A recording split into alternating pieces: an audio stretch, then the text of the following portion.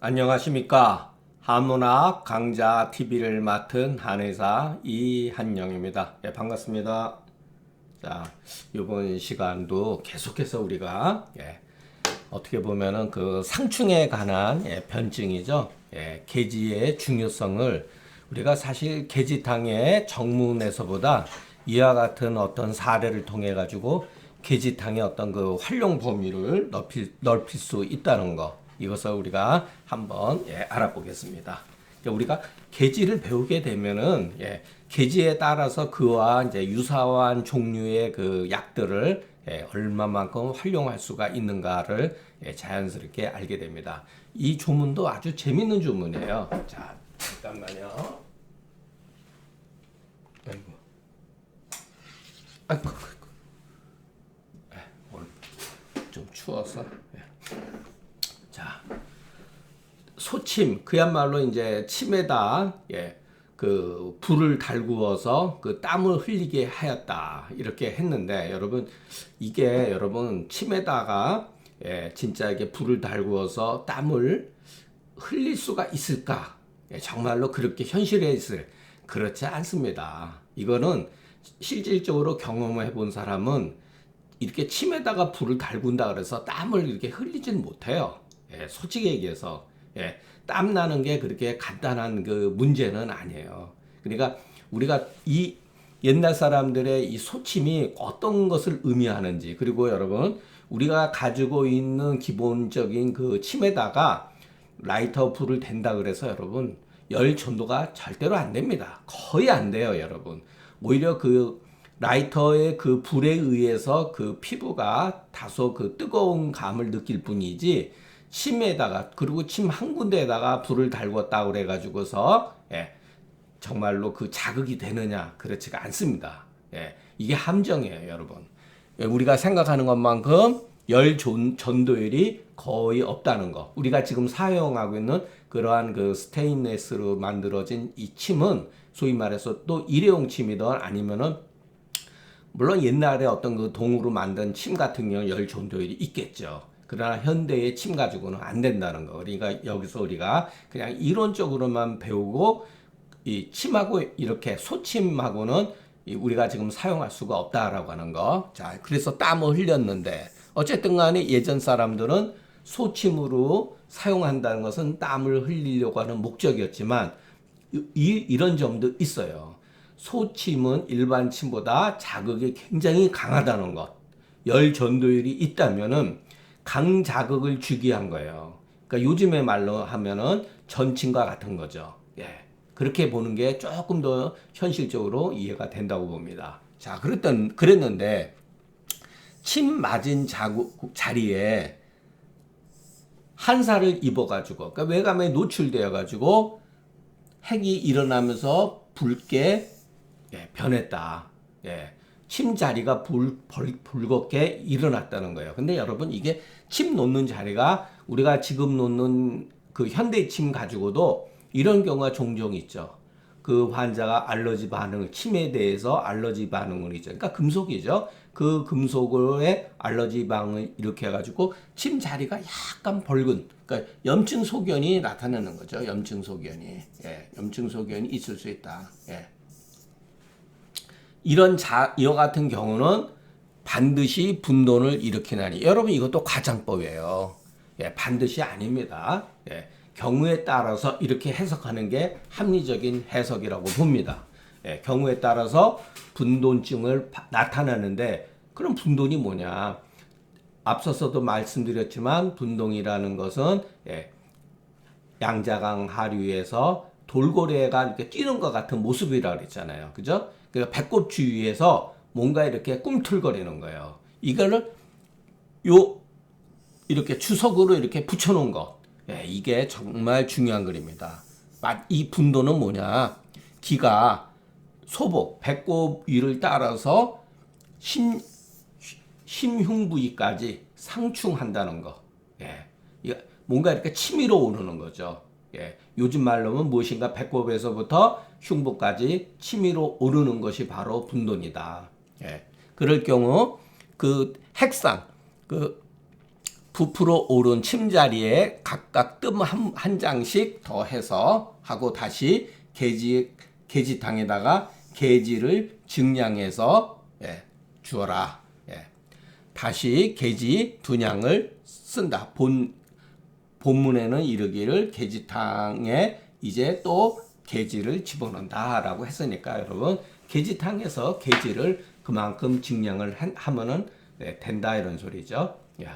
여기서 우리가 여기서도 또 재미있는 것은 이 계지가 능히 이 분돈의 기를 배설시켜준다, 제거시켜준다 이런 거죠. 계지의 소위 말해서 효용성을 이 조문을 통해서 명확하게 말하고 있다는 것. 자, 여기에서 요 문제가 구절이 됩니다. 옛날 사람들은 뭐 염증이라고 하는 것은 소위 말해서 20세기의 용어잖아요. 옛날 사람들이 이 표현도 참 재밌습니다. 이게 막 부풀어 올 수도 있고 사람에 따라서 그 알러지 반응으로서 나타날 수도 있죠. 이렇다고 해서 모든 사람이 과연 분돈을 일으키느냐? 그것은 아니라는 것.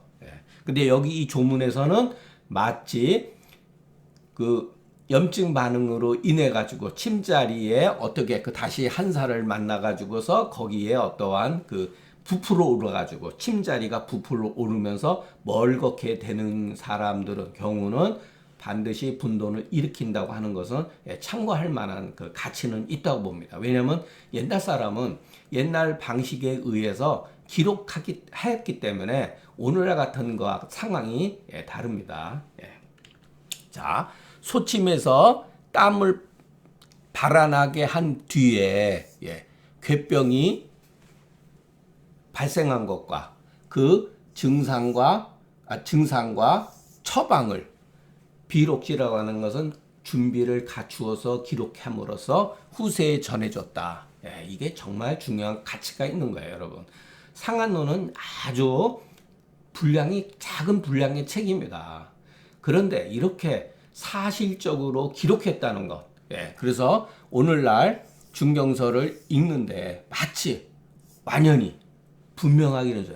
내가 직접 듣고 친히 보는 듯한 교훈과 같다. 그러니까 이런 걸 우리가 이런 글을 보면은 막연하게 보면 안 됩니다. 이 글이 쓰여진 게 지금서부터 거의 2000년 전이에요. 물론 발간된 것은 1000년 전이죠. 그렇다 하더라도 마치 우리가 직접 들은 것 같고 친히 보는 것 같은 교훈과 같다. 혹자는 말하기를 침자리에 한 살을 맞아서 그 핵이 일어나서 붉어지는 것, 피부가 붉어지는 반응점이 나타나는 것은 오늘날 이른바 그 세균 감염의 증상이다라고 이렇게 얘기를 합니다. 뭐 그럴 수도 있고 세균 감염에 의해서 그럴 수도 있다. 이것도 뭐 타당한 말이지만 여기다가 제가 기록은 하진 않았지만 아까 말 침에 대한 알러지 반응일 수도 있다는 것. 우리가 환자들 이렇게 보면은 그 요즘에 침으로도 얼마든지 이렇게 이런 알러지 반응을 일으키는 환자들이 간혹가다 있죠. 자, 그럼 제가 하나 이제 여러분들한테 질문을 하겠습니다. 금속 물질 가운데 알러지 반응을 일으키지 않는 금속이 뭐냐? 이렇게 얘기했을 때 열 전도의 효율이 좋고 열 전도의 효율이 가장 좋으면서 알러지 반응을 일으키지 않는 게 뭐냐? 금입니다. 금. 자, 우리가 옛날 사람들도 귀걸이 할 때 금귀걸이 하고 팔찌도 금팔찌하고 심지어는 이제 어느 정도 최근에는 금리빨도 하죠. 그 이유가 뭐죠? 수술할 때도 금을 사용합니다. 왜 그럽니까?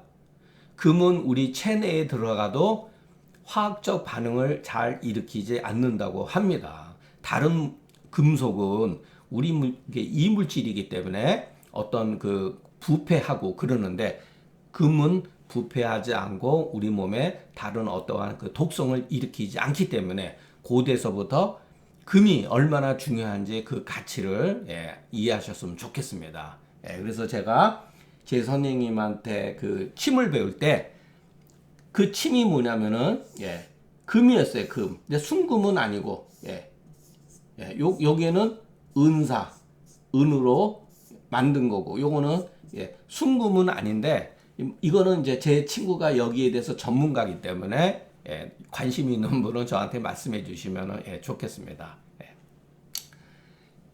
이 열전도율이 어마어마합니다. 예, 열전도율이. 예. 일반 여러분들이 가지고 있는 침이나 또는 그 특수 제작된 침 가지고는요, 어림도 없어요. 이거하고는 비교가 안 됩니다. 예. 그만큼 자극이 굉장히 강해요. 예. 그리고 뜸의 효과도 있고, 여기에다가 이제 예, 뜸을 이렇게 붙입니다. 예, 올려놓고, 여 밑에다가 뜸이 떨어지지 않게 은박지로 받쳐놓습니다. 예. 그래서 복부에서 중안하고 천추 또는 대거 하고 나서 등에 예, 격수혈에서부터 그 기예수 이런 데에 예, 특수 요혈들을 자침하게 되면은 이렇게 온침요법을 쓰게 되면은 여러분 엄청난 효과가 있어요. 이게 약간 황홀경에 약간 빠집니다. 예. 그러나 아까도 말씀드렸죠. 현실적으로 이게 대중화될 수 없는 점이 뭐냐면은 노력한 기에 비해서 환자들한테 받는 금액은 일반 수가와 똑같습니다. 솔직히 얘기해서. 자, 이런 정도의 치료는 제대로 하면요. 솔직히 얘기해서 최하 환자들한테 5만 원에서 경우에 따르면 10만 원까지 받아야 돼요. 근데 이런 침을 받을 수 있는 사람은 일반 사람들 가운데 별 거의 없다고 보면 됩니다. 그리고 자, 시설을 갖춰야 돼요. 환기 시설. 이게 부지런해야 돼요. 원장사님들이 부지런해야 돼요. 근데 저는 좀 게을릅니다. 예. 글쓰기 바쁘기 때문에 환자한테 이렇게 막 정성을 들여서 붙어있지는 못해요. 예. 여러분 가운데 치매에 대해서 예, 관심이 있는 분, 이건 또 새로운 영역입니다. 예. 자, 이 말이 예, 예, 세균 감염의 징후라고 하는 것 또는 알러지 반응이라고 하는 설득력이 있죠. 그러나 이 경우 분돈자는 예, 분돈하는 것은 반드시 그 침처에 감염에 의한 것 또는 알러지뿐만이 아니라 예, 이거는 전적으로 부정하는 게 부부문제. 그것뿐만이 아니라는 거예요. 그 사람이 예, 소침의 그 화력을 감당하지 못했기 때문이다. 이것도 있습니다, 여러분. 침의 강도가 너무 세요. 그래서 여러분 체력이 떨어지거나 우리가 봤던 뭐 기가 화했다 이런 게 아니라 체력이 어쨌든 떨어지고 예민하고 이런 분들은 이 소침의 자극이 너무 강할 때 이와 같은 침문 증상을 일으켜요, 여러분. 예.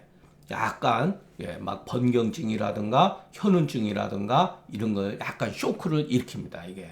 그러니까 상황을 보고 해야 돼요. 내가 여기서는 그 침 자리에 세균 감염에 의해서 그랬다고 하지만 제가 봤을 때는 이런 경우는 여러분 극히 드물죠. 현대에 있어서는. 예. 감염된다는 건 굉장히 드물 일이죠. 예. 오히려 제가 봤을 때 현실적으로 이게 옛날에 발표하지 않은 새로운 그 조문이에요. 제가 여기다가 예, 글을 다시 쓴 거예요. 옛날 일을 보니까 제가 경험했던 환자를 보니까 실질적으로 이 소침, 온침이 요법은 일반 침하고는 비교가 안 될 정도로 자극이 엄청납니다. 예, 전침하고도 다른 거예요. 예. 그 뜸이 이렇게 그 화력이 그 최고조에 도달했을 때 예를 들어서 이렇게 여기 이제 침이고 여기에 이제 침병이죠. 여기에다가 이제 뜸을 이렇게 올려놨을 때 이게 이제 여기 밑에는 이제 은박지를 해가지고 이 불똥이 떨어지지 않게 해야 됩니다. 이게 손이 많이 가요. 그래서 예, 침을 한 번, 두 번 넣는 게 아닙니다. 중안, 천추 또는 대거, 복부에다가 여러분 5개 정도의 자침을 하고 한 3회 정도의 뜸을 달구면 이 뜸도 이렇게 많이 크지 않습니다. 예. 밤에 우리가 먹는 밤에 한 반 정도 그러면 여러분 여기 약간 화상을 입을 수가 있어요. 예. 이거 좀 조심해야 되고 그러니까 현대적으로에서는 이게 굉장히 예, 불편한 점이 있어요. 그러나 효과는 굉장히 좋습니다. 그리고 등 부위 그렇게 1차 복부에 3회 정도 심한 경우는 5번 정도의 이와 같은 온침요법을 하고 그리고 나서 배수혈에 있어서 예를 들어서 천료하고 예를 들어서 그 신주혈 그리고 격수혈은 굉장히 중요한 혈이에요. 예, 격수혈 상황에 따라서 그리고 이제 그 중요한 부위 거기에 따라서 이렇게 같은 침들을 쭉 놓고 등에 놓는 침은 또 거기에 따라서 길이가 조금 작습니다. 예, 작아요, 약간. 그러면은 그냥 온 몸에서 등에서 여러분 상상도 못 합니다. 예. 이거는 제 친구가 한번 이렇게 영상을 해서 올려주면 참 좋은데, 예, 이거 보면 여러분, 야, 이렇게 할 수도 있구나라는 거, 예, 여러분, 완전히, 예, 새로운 세계를 보시게 됩니다. 예. 자, 분돈이라고 하는 건 병명이고, 기가 소복에서부터 그 심흉 부위로 치미로 올라가는 것은 병의 정황이다. 예, 제가 이런 말 잘 쓰는데 여러분, 이런 거 잘 보셔야 돼요. 알고 보면 이것은 동의 반복어다. 만약 우리가 중경문의 유학어인데 우리가 중경문을 여기에서 이해하고자 할진대는 거죠. 여기에 중요한 것은 뭐냐면은 기가 소복에서부터 심흉 부위로 치미로 올라가는 데 있는 것이지 분돈에 있는 게 아닙니다. 이거는 병명이잖아요. 병명 가지고 되는 게 아니라 병의 정황 이게 더 중요한 거라는 거죠. 그렇지 않다면은 분돈이 상충하고 동계하는 것을 어찌 알 수가 있겠는가? 분돈이라는 이름 가지고 여러분 이것이 상충하고 동계한다는 건 잘 이해가 안 되잖아요. 그죠? 이 경우 계지탕에 계지를 더하니 증량을 하니 기상충이 굉장히 심한 우리가 보통 기상충 심한 것을 일러 가르쳐서 분돈이라고 하는 것을 알 수가 있다. 그러니까 우리가 계지탕 처음 조문을 해볼 때 기상충에 계지탕을 쓰고 상충하지 않으면은 계지를 쓰지 말라고 그 조문이 나왔죠. 그렇기 때문에 여러분 우리가 기가 상충하는 분돈증 같은 거 영계 출감탕에도 모든 약들이 전부 다 어떻게 보면은 분돈증의 어떠한 그 현상이다 이렇게 이해하면 좋고 여기에 대표적인 약이 계지탕이다. 거기에서 백작약을 빼고 사용하면은 효과가 엄청 좋다. 그러니 계지탕증에 우리가 계지탕을 공부할 때 거기에 분돈이라는 말 이게 없어요. 그죠? 이건 후세에 누군가가 집어넣은 거죠. 설령 그와 같은 분돈증이 보이지 않더라도 사실은 그 사람들한테는 항상 이런 분돈증이 있다, 잠재하고 있다라는 것을 고려를 해야 된다는 거예요. 자, 그러면 여기서 아주 재밌는 게 이제 발생이 됩니다. 우리가 소위 표허라고 하는 것이 우리가 표허증이라고 그러죠. 어떤 그 사람이 피부에 어떠한 어떤 체표상이라든가 이런 데에 전기가 약해졌을 때, 표가 허했을 때 이와 같은 것이 어찌 표병으로만 그치겠는가? 이게 어려운 겁니다. 이게 무릇 표가 허하다 하면은 수기상층이 안에서 반응을 나타내기 때문에 기가 소복을 따라서 심흉 부위로 상충한다. 그러면 여러분 그 나머지 증상은 말하지 않아도 아시죠? 그 나머지 증상이 뭐죠? 나머지 증상이 심계항진이죠. 그리고 현운입니다. 대표적인 게 심계항진과 현운이에요. 그리고 머리가 무거울 수가 있어요. 우리가 보통 모라고 합니다. 모라고 하는 건 뭔가 머리에 이렇게 뒤집어 쓴 것 같은 것. 이게 대표적인 게 계지탕으로 치료된다는 거예요. 이거를 여러분 나중에 조금 더 발전시키면은 보증 이끼탕에다가 계지를 써가지고 얼마든지 더 활용할 수가 있습니다. 이거를 잘했던 사람이 누구냐면 이동원의 반화배출 천마탕이 여기에서 나간 겁니다. 근데 반화배출 천마탕은 결국은 이 계지탕에 어떠한 그것이 발전되어 가지고 형성된 건데 잘못 이해를 하면은 여러분 계지를 소홀히 할 수가 있어요. 저 같으면은 반화백출 천마 비싼 약이잖아요. 그거 빼더라도요, 여러분 이진탕에다가 계지를 합방해고 얼마든지 쓸 수가 있습니다, 여러분. 그래서 여기 나머지 증상에는 여러분 상충하면 어떻게 되죠? 정말 가슴이 답답합니다. 치밀어 오르고 어떤 경우는 역류성 식도염도 일으킬 수가 있어요. 경우에 따라서는. 그럴 때는 여러분 계지가 용골모려라든가 이런 걸 같이 역류성 식도염에 응용해서 쓸 수가 있습니다. 그러니까 여러분 저는 좀 성격이 그렇게 한 곳에 이렇게 올인하는 성격이지만 너무나 많은 책들 처방 공부를 하지 않아요.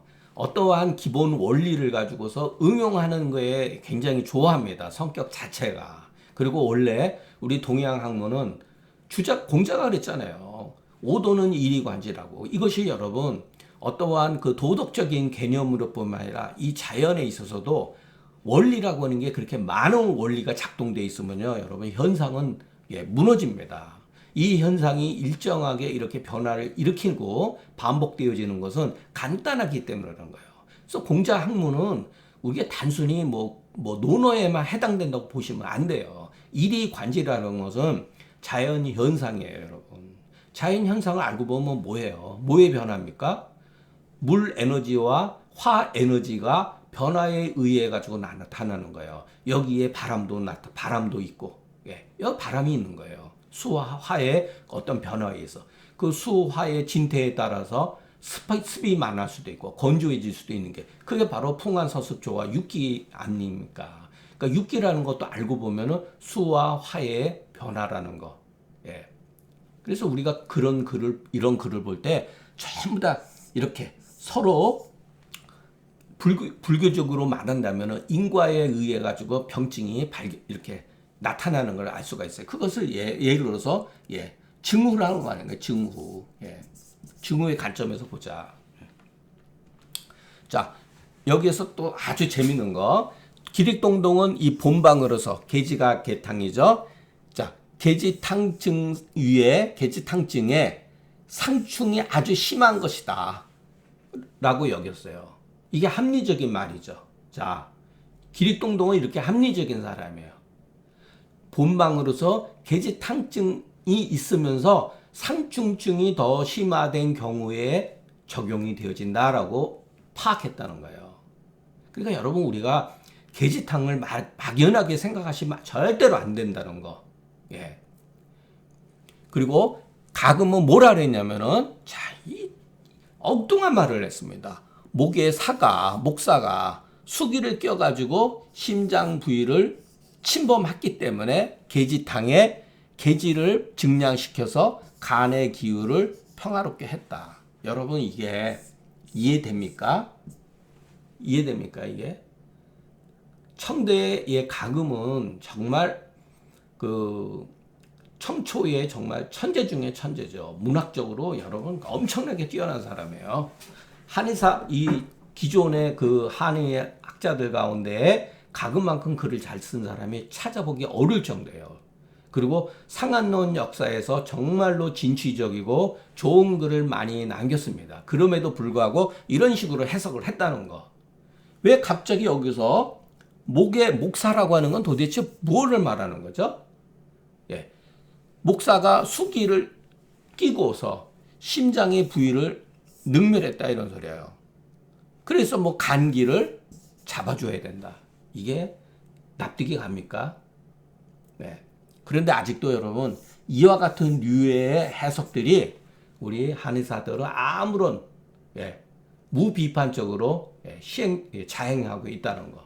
이런 건 여러분 반드시 배격을 해야 돼요. 왜 이와 같은 글이 잘못되어 있는지 여러분들이 명확하게 인식을 해야지만이 여러분들이 동의보감이라든가 많은 무수한 고전이라고 하는 책들을 보면서 글에 빠지지 않고 내가 필요로 하는 것을 공부할 수가 있습니다.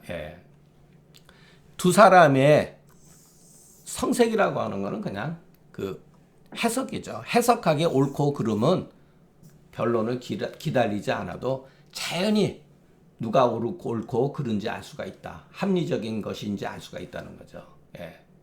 그러니까 이런 류의 해석을 하면은 절대로 안 된다는 거.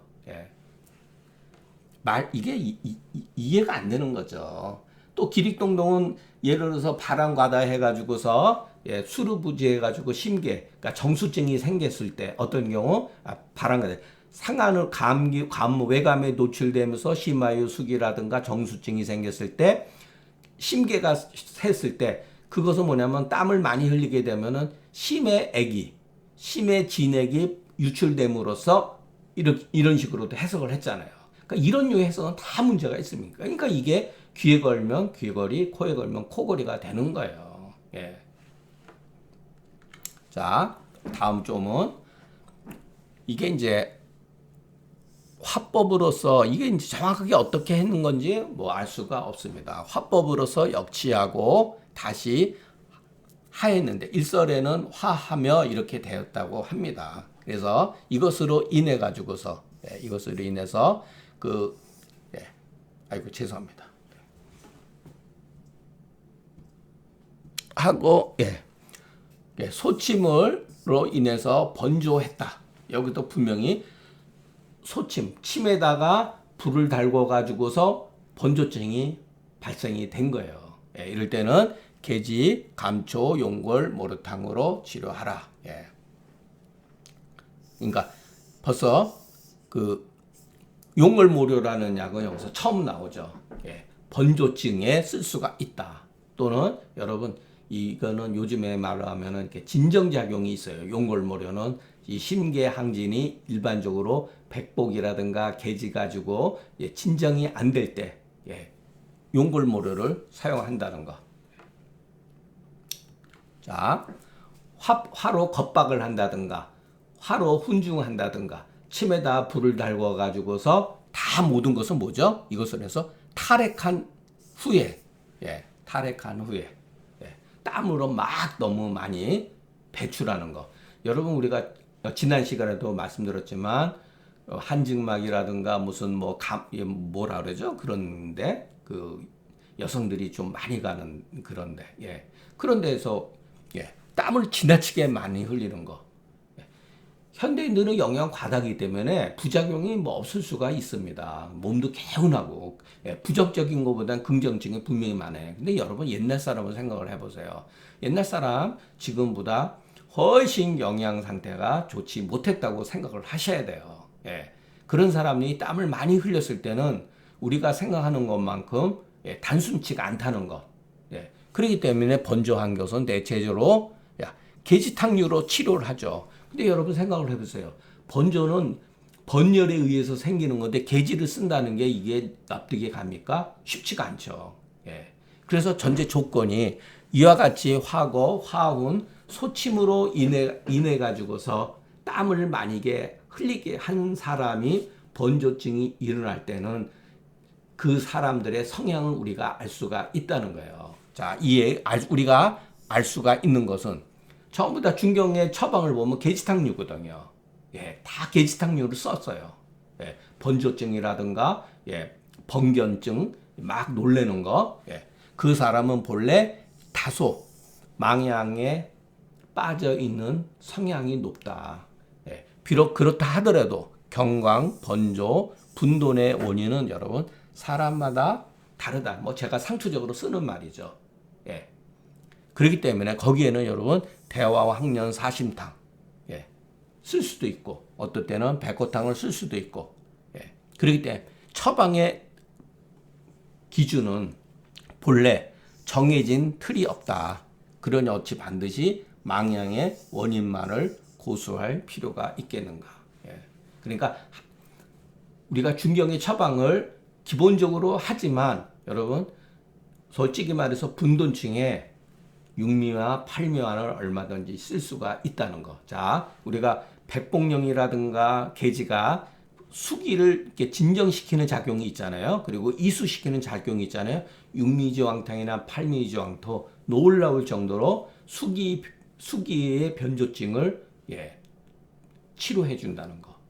굉장히 효과가 탁월합니다. 그러니까 여러분 연계출감탕 이까지 가지 이런 분돈증을 어떻게 했냐면 자꾸만 이렇게 하다 보면은 연계출감탕만 안 해도 여러분 그냥 우리가 향사 육근자탕에다가 계지라든가 각향을 쓰고 얼마든지 할 수가 있어요. 그리고 육미주황탕 저는 팔미주황탕도 씁니다. 경우에 따라서는 의외로 효과가 좋다는 거. 그러니까 우리가 기본방을 중경서에 나와 있는 기본방을 철저히 익히고 나중에 이것을 변증을 하다 보면은 이건 육미주황탕을 쓸 수도 있겠다. 또는 팔미주황탕을 쓸 수도 있다. 저는 이런 경우 육미보다는 팔미향을 여러분들한테 권해드리고 싶습니다. 자, 중경이 이와 같은 그 증상을 기술하는 데 있어서 중경이 증상을 기술하는 데서 낱낱하게 그 오치를 기술하는 것은 도대체 괴병이 어떠한 연유로서 발생되어졌는지 밝히고자 한다는 거예요. 이게 정말로 중경서가 임상으로서 현대인에게까지도 깊은 의미를 주고 근거 자료로서 남는다는 거죠. 어떠한 치료를 과하게 했더니 어떠한 병증이 나타났다. 그러면 이 괴병은 어떠한 원인에 의해서 생기는 거냐. 결국은 탈핵망양의 변증이라는 거예요. 우리가 계지가 부자탕에서 그 성무기가 그랬죠. 탈핵망양이라. 저는 젊었을 때 이 말을 이해 못했어요. 아니 탈핵하면은 진액이 부족하면은 망음증으로 빠져가지고 진액을 보충해야 되는데 어떻게 그러냐. 근데 여러분 우리가 병원에 가면은 어떤 병이든지 간에 수액 주사를 맞잖아요. 저는 처음에 부정적으로 봤는데 가만히 생각하니까 이런 경우도 다 수액을 맞는 거, 진액을 보충해 주는 게 맞다고 봅니다. 여기에다 우리가 주목할 것 같으면은 어느 정도 그 오치와 그 오치가 된 이유와 그 사람의 품부, 타고난 체질적인 소인을 우리가 알 수가 있다. 자꾸만 우리가 조문을 가만히 보면은 이런 것들, 중경서는 현실적으로 오직 나타난 현상만을 기록한 겁니다. 그 현상을 보고 우리가 어떤 식으로 해석하느냐는 것은 그 사람의 능력이에요. 어떠한 증상이 나타났을 때는 그 사람이 가지고 있는 병독과 체질적인 소인이 그 현재에 나타난 병증에 내포되어 있다는 거. 제가 뭐 이건 누누이 말씀드리죠. 자, 이거에 이제 우리가 요거는 제가 새롭게 여기다가 또 쓴 글이에요. 예전에 3년 전에 강의한 거하고 조금 다른 게. 자, 우리가 계지감초탕을 보면은 계지감초탕은 뭐죠? 심하게 차수자 모심이 계지감초탕이 대표적이죠.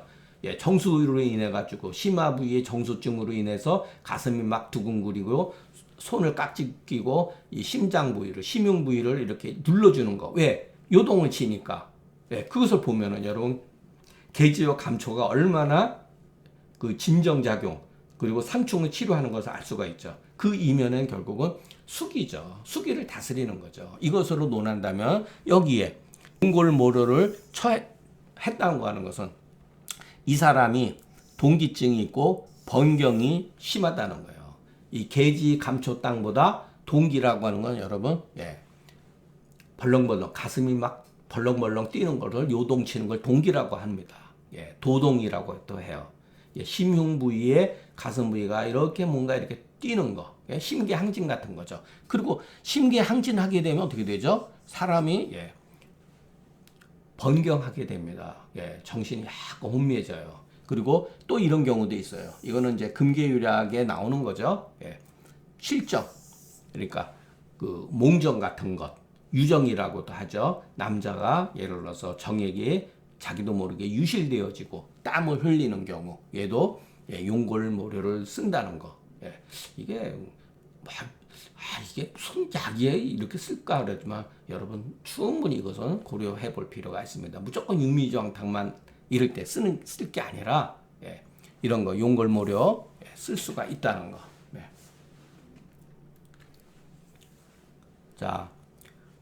오늘 강의도 임상적으로 가치가 굉장히 훌륭한 내용이라고 봅니다. 그래서 여러분 우리가 자꾸만 이런 기본적인 조문에 익숙해져 가지고 고민을 해보면 이게 중경서에서 이와 같은 글을 쓴 게 현실적으로 무슨 내용일까? 그것을 여러분 자꾸만 고민을 하다 보면은 그리고 우리가 처방을 많이 공부하는 것보다 처방 하나를 가지고서 자꾸만 확대시켜 나가지고서 넓혀 나가는 게 좋다고 저는 봅니다. 그래서 한 몇 년 동안은 만일의 경우 여러분이 계지탕에 한번 빠지면은 몇 년 동안 계지탕에 대해서 계속해서 추적을 하셔야 돼요. 모든 환자가 계지탕 증후군으로 보여야 된다는 거예요. 저는 조금 그렇게 했습니다. 한때는 어혈 증후군에 빠져가지고 모든 병이 또 어혈 증후로 보이더라고요. 또 어떨 때는 대변의 어떤 조시 현상으로 봐가지고 엄청나게 또 승기탕 종류 많이 썼어요. 근데 초기에 제가 많이 썼던 약은 개지하고 부자였다는 거. 그것은 제가 저희 선생님한테 영향을 받았는데 지방에서 이제 근무하고 힘든 사람들은 오히려 육체 노동을 많이 한 사람들은 예, 의외로 승기탕 종류도 많다는 거예요. 현대인들한테. 예. 그렇기 때문에 다양하게 이렇게 처음부터 깔끔하게 모든 것을 예, 일사불란하게 자기 거로 만든다는 건 현실적으로 거의 예, 어렵다고 봅니다. 예, 그러니까 어느 한 분야에 빠져가지고서 예, 담이면 담에 빠져가지고 몇 년 동안 예, 하면은 그 부위로 해서 처방이 굉장히 많이 이렇게 많은 처방을 배운다는 게 아니라 기본방을 가지고서 활용할 수 있는 것을 배우게 돼요. 예, 예를 들어서 그 금원사대가의 주담계 같은 분 보세요, 여러분. 처방 하나 가지고 이진탕 하나 가지고 이진탕에 대한 변방이 몇십 가지입니다. 예. 굉장히 뛰어난 거죠. 이동원 선생 보세요. 보증 이기탕 하나 가지고서 예. 소위 말해서 보토파, 부비파를 형성한 거 아니에요? 많은 영향을 줬죠. 뭐 청소 이기탕, 뭐 여러 가지. 예. 무슨 저는 뭐 처방 이름은 잘 못 외웁니다. 얼마나 많은 그 변증을 만들어냈습니까? 그게 한 가지에 의해서 나름대로 예, 통해서 그런 거예요. 그러니까 그분은 그 방향으로 해서 눈을 뜬 겁니다. 그러니까 승기탕 가지고도 얼마든지 예, 조이 승기탕이나 대승기탕 가지고도 얼마든지 많은 병증을 예, 컨트롤할 수가 있다는 거. 그러니까 처음부터 끝까지 내가 다 일사불란하게 잘 해야 된다라는 것은 버리세요. 제가 우리가 대학 강의를 할 때 제가 저는 주자의 분명히 좋은 점과 문제점을 제 말이 뭐 맞는 것은 아니지만 알고 있어요. 어느 정도. 대학 처음에 명덕장에서 주자가 뭐라 그랬냐면은 인기, 소발이, 수명. 제가 여러분들한테 그 말이 얼마나 중요한지 많이 강조했을 거예요. 상한을 읽어보면 바로 그거예요. 그리고 사람은 자기 나름대로 개성이 있어요. 그러니까 내 마음이 발동하는 말을 따라서 확장해 나가는 거예요. 그래서 인기, 소발이, 수명지라고 한 겁니다. 예. 그런 말들은 경험에 의해서 나온 거예요. 그러니까 주자의 철학은요, 관념적인 게 아니에요. 사실은. 나름대로 경험적인 요인이 많은데 그것이 이제 후세에 너무 지나치게 명분론에 빠져버렸기 때문에 문제가 되는 거죠. 예. 그래서 우리가 공부를 하다 보면은 사람은 누구나 다 자기 개성이 있어요, 여러분. 그러니까 따뜻한 약을 좋아하는 사람이 있고 찬 약을 잘 쓰는 사람이 있고 그건 그 사람의 주특기예요. 예. 그래서 모든 것을 잘 하지 않아도 된다는 것. 예. 자기 먼저 주특기를 찾자. 예. 오늘 강의는 여기서 마치겠습니다. 경청해 주셔서 감사합니다.